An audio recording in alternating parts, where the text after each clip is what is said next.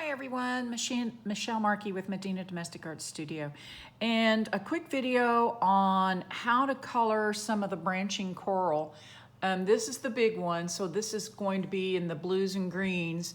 The other one is in pinks, but I just want to do a quick demo on what I mean by some of my stack and blends, because this one had a very unusual border to it.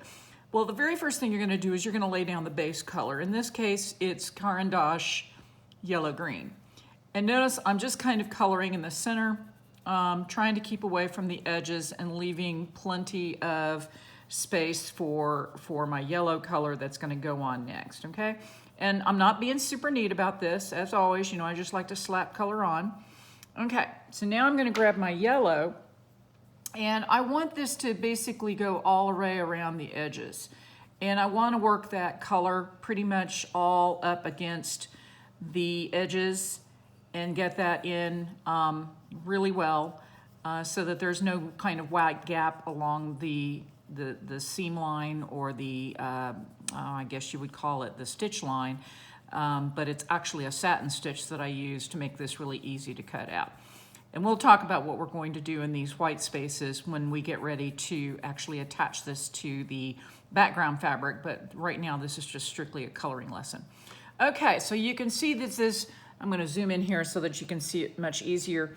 I've outlined the yellow. Now there's still spaces in here, so that brings us to the next series of colors that we're going to use, and these are Inktense pencils. I like these, of course, as always, because they're good, vibrant color.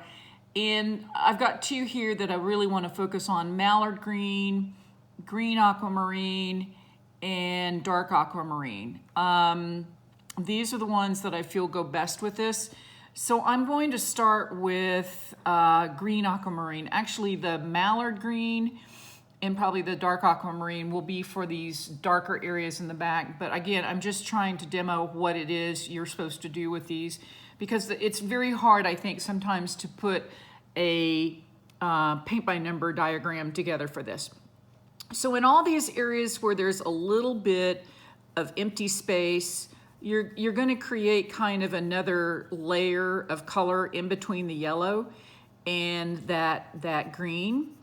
You don't have to hit it everywhere, but just enough to where there's kind of a distinct color there. Not a lot.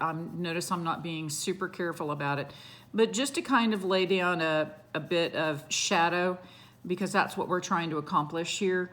These branching corals, if you look at them in person, they have all sorts of little hair follicles. That's not the correct name, but I'm not a biologist, so I don't know.